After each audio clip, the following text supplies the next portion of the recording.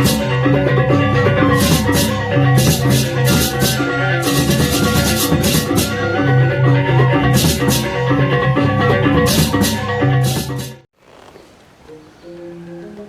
Swastiastu. Om Swastiastu. Om Awigamastu Namo Sidam.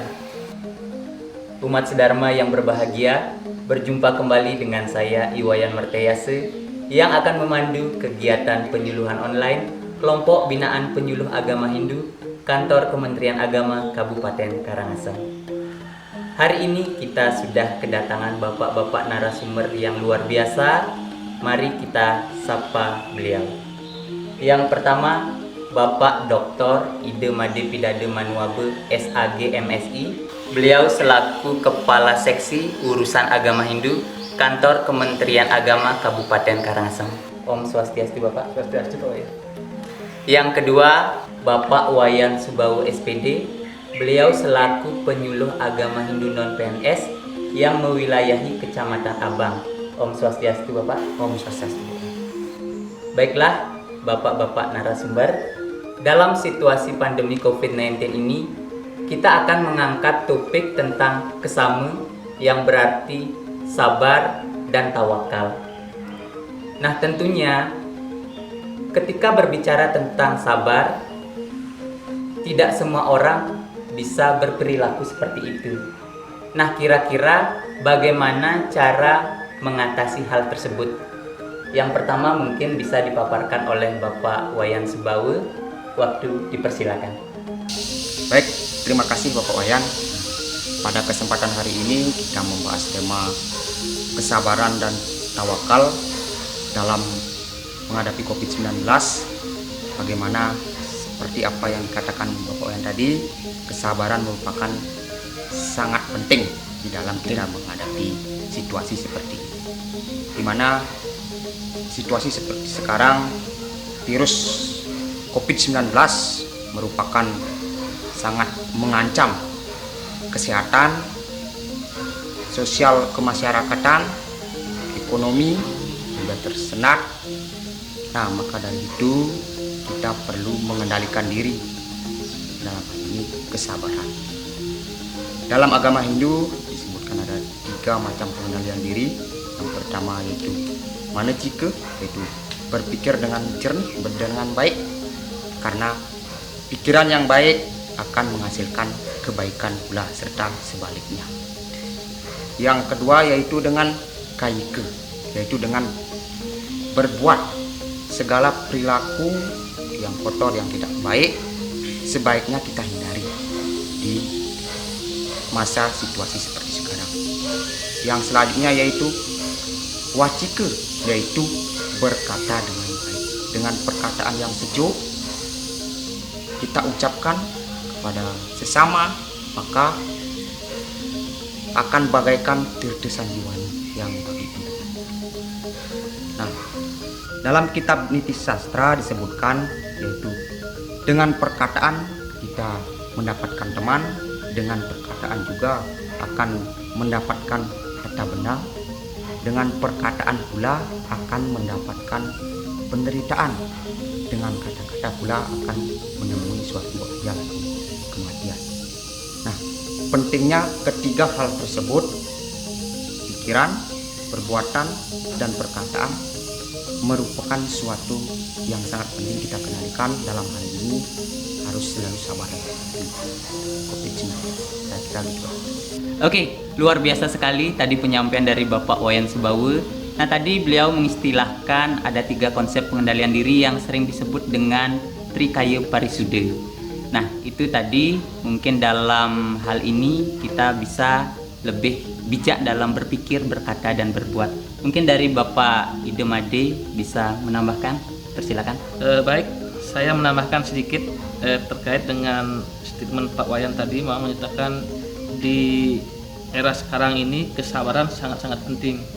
Betul sekali yang Pak Wayan sampaikan, bahwa dalam kehidupan kita sehari-hari, manakala kita mendapatkan musibah, mendapatkan rasa marah atau rasa sedih, teman dekat kita pasti sering menyampaikan bersabar, Sabar. Ayo kita sabar. Betul, betul.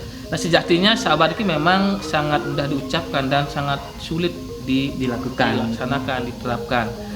Nah terkait dengan itu perlu kita garis bawahi 3 hal sebenarnya.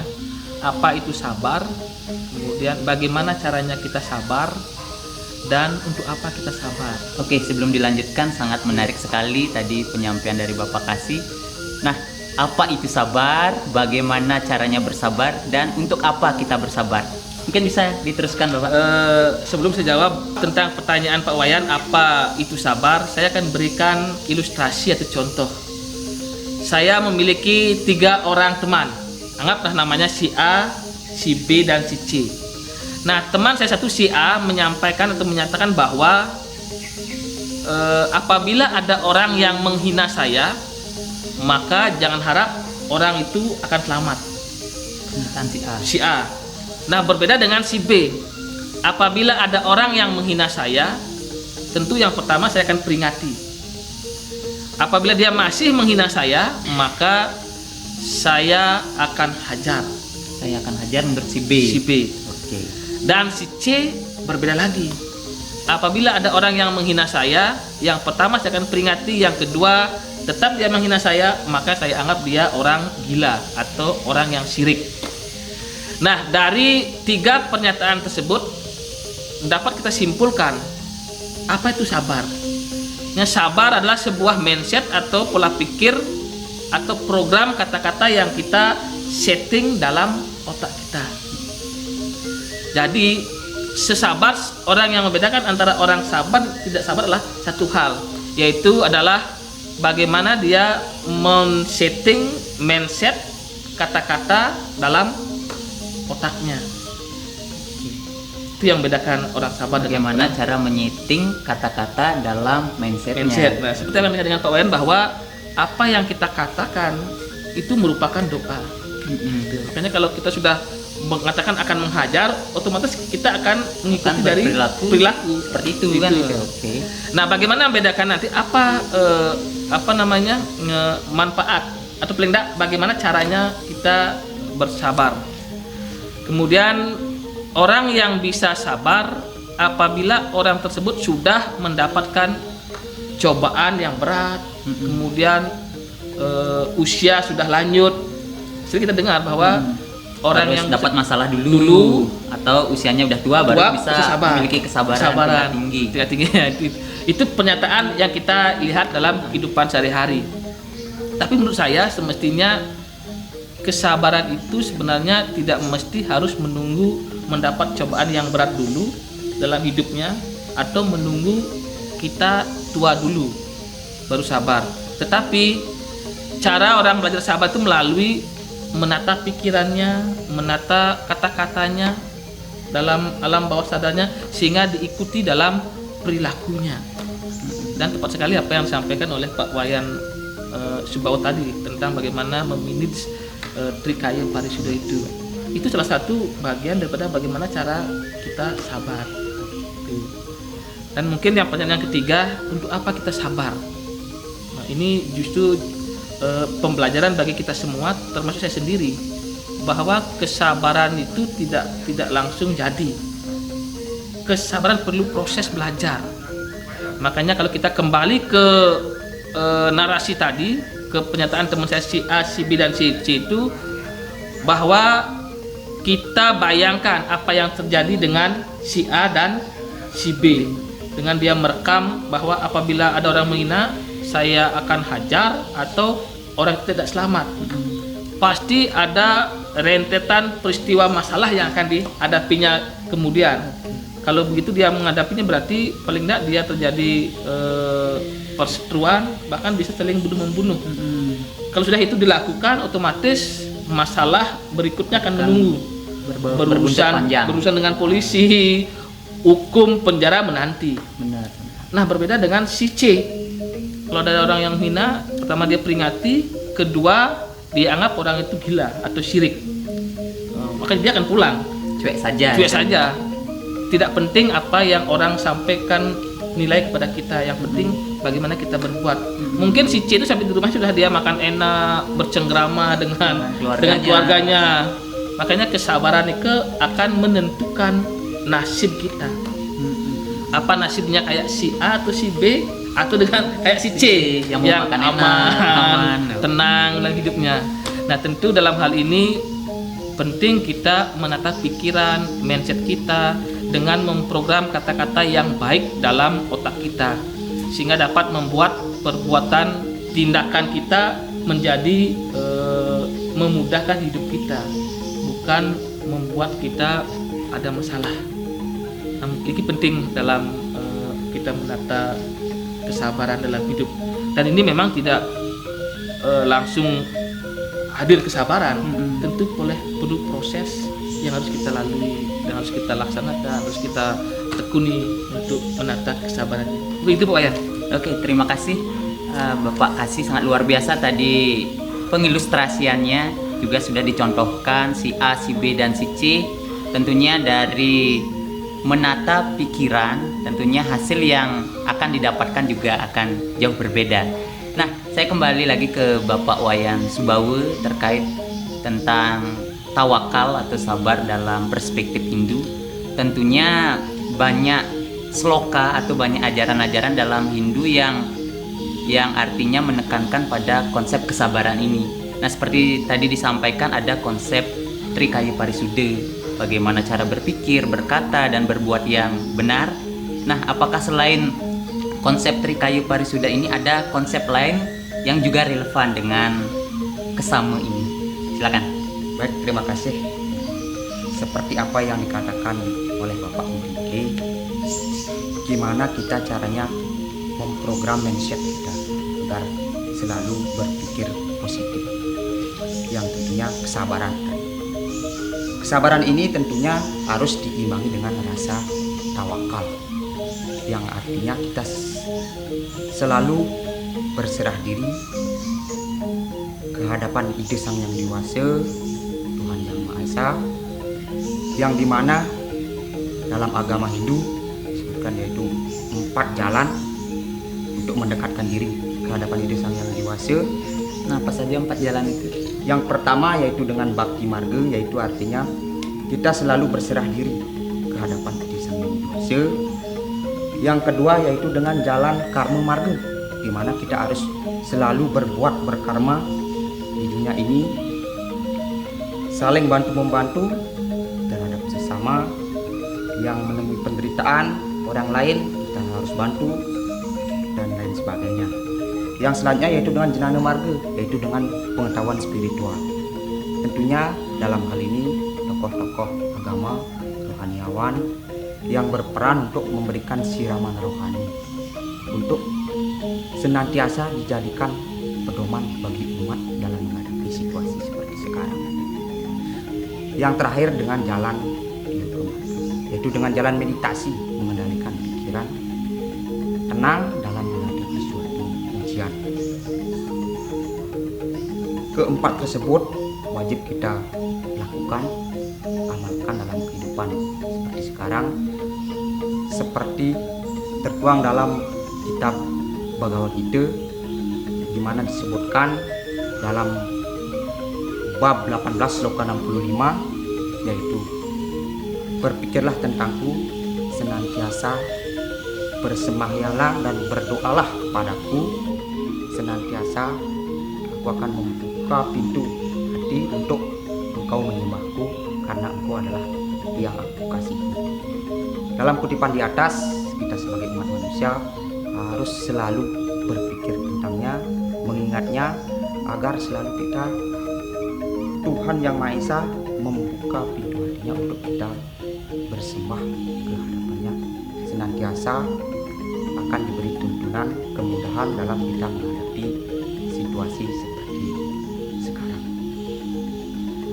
Berdoa sejatinya adalah suatu pembiasaan diri dalam menghadapi situasi apapun. Dengan berapa landasan yang harus kita jalankan, yaitu dengan radiasi, artinya kita fokus menyembah ide Sang Yang Dewasa. Yang selanjutnya yaitu dengan tiaga, artinya kita secara tulus ikhlas dalam memanjatkan doa. Yang selanjutnya itu sentosa, artinya mensyukuri karunia-Nya yang sudah kita terima. Yang selanjutnya yaitu dengan wiraga, artinya tidak terikat dengan keduniawian pada kita berdua. Yang selanjutnya ada setida perjalanan, artinya dalam kita bersembahyang harus seimbang, yaitu meskipun kita merasa kita duka maupun suka, kita harus seimbang. Nah, dalam semua hal tersebut wajib kita jalankan untuk kita selalu sabar dan tawakal dalam menghadapi situasi seperti sekarang. Kira itu Pak Wayan. Baik, luar biasa sekali itu tadi pemaparan dari Bapak Wayan Subawa yang sudah menambahkan tentang beberapa teori yang ada dalam agama Hindu yang semestinya kita jalankan dan amalkan. Baiklah Bapak-bapak narasumber, kita sudah sampai di penghujung acara. Namun sebelum acara ini saya tutup, saya ingin memberikan kesempatan kembali kepada Bapak-bapak narasumber untuk memberikan closing statement. Saya mulai dari Bapak Wayan Subawa untuk memberikan closing statement tentang topik yang kita bahas pada hari ini. Silakan. Baik, untuk closing statement pada hari ini, hakikatnya kita sebagai manusia adalah penjelmaan yang paling utama yang patut kita menjaga suatu tingkah laku dalam ini selalu sabar untuk mendapatkan suatu kebebasan di dalam akhirat. Itu tujuannya. Nah, untuk hakikat hidup, manusia tidak lepas dari penderitaan, suka maupun duka. Itu merupakan komponen yang sangat melekat dalam kehidupan manusia. Penderitaan tidak dapat kita hindari, melainkan kita harus hadapi. Bagi orang yang mempunyai budi yang luhur, pengetahuan spiritual, kesabaran, penderitaan itu akan dipandang sebagai awan-awan di langit yang akan turun sebagai hujan yang memberikan kemakmuran. Saya kira itu. Dan yang paling penting, sabar, selalu mendekatkan diri ke hadapan diri saya yang dewasa supaya kita diberi tuntunan dalam kita menghadapi ujian ini. Semoga pikiran yang baik datang dari segala penjuru. Semoga semua ini bisa berlalu, kita bisa sabar dalam menghadapi ujian COVID-19. Terima kasih Pak. Oke, terima kasih. Itu tadi closing statement dari Bapak Wayan Subawa. Saya lanjutkan kepada Bapak Idemade untuk memberikan closing statement tentang topik kita pada hari ini. Silakan. Baik umat sedharma yang berbahagia dimanapun berada, melalui kesempatan ini saya tekankan bahwa kesabaran perlu dilatih secara terus-menerus dari sejak dini. Karena kesabaran tidak akan datang tiba-tiba tanpa kita latih. Selanjutnya, menjadi orang sabar tidak mesti harus menunggu mendapat cobaan yang berat dalam hidup atau menunggu kita tua dulu baru sabar. Bahwa kesabaran itu mari kita mulai dari sekarang. Dan yang ketiga, orang yang mampu melatih kesabaran dirinya, maka dia akan mendapatkan ketenangan, kenyamanan, dan kebahagiaan. Seperti yang tertuang dalam Pustaka Suci Sarasamucaya Sloka 92 sampai dengan Sloka 95. Dalam Sloka 92 disebutkan bahwa orang yang sabar akan dipuji, dipuja, dan dihormati di dunia ini dan di dunia nanti. Artinya kesabaran akan membawa kita pada kehidupan ketenangan dalam keabadian. Selanjutnya dalam Sloka 93 juga dijelaskan bahwa kesabaran hati merupakan kekayaan yang utama, kekayaan yang paling tinggi, yang diibaratkan seperti emas atau permata. Dan selanjutnya dalam Sloka 95 juga dijelaskan, orang yang memiliki kesabaran hati, beliau layak disebut sebagai manusia sejati, yaitu manusia yang bijaksana. Kesabaran akan membawa kita pada kesempurnaan menjadi manusia. Untuk itu, mari kita belajar dan selalu melatih kesabaran kita, karena kesabaran sesungguhnya adalah kekuatan bagi kita. Demikian yang dapat saya sampaikan. Mohon maaf apabila ada kekurangan dan mudah-mudahan bermanfaat. Sekian dan terima kasih. Waktu dimari. Baiklah umat Sedharma dimanapun berada, demikianlah tadi perbincangan kita dengan bapak-bapak narasumber kita yang sudah secara jelas memaparkan tentang konsep kesama dalam situasi pandemi COVID-19. Nah, satu hal yang ingin saya tekankan kembali bahwa kesabaran itu hendaknya kita pupuk dari sejak dini. Karena dengan berperilaku sabar, kehidupan yang harmonis, kehidupan yang damai, terutama dalam situasi pandemi COVID-19 ini akan bisa kita capai. Baiklah bapak-bapak narasumber, demikian runtutan acara sudah kita lalui bersama. Jika ada hal-hal yang mungkin selama saya memandu kegiatan ini yang kurang berkenan di hati bapak-bapak, saya mohon maaf. Dan kembali saya himbau kepada umat Sedharma dimanapun berada, dalam situasi pandemi COVID-19 ini untuk tetap mengikuti himbauan dari pemerintah dengan bekerja, belajar, dan beraktivitas dari rumah. Serta jangan keluar rumah jika tidak ada kepentingan yang mendesak. Baiklah, demikian kegiatan ini saya akhiri dengan menghaturkan parame santi. Om Santi Santi Santi Om.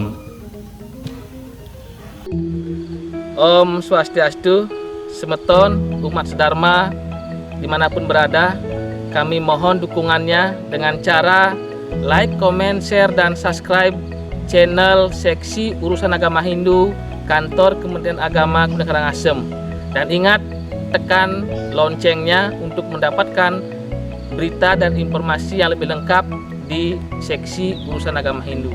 Terima kasih. Om Santi Santi Santi Om.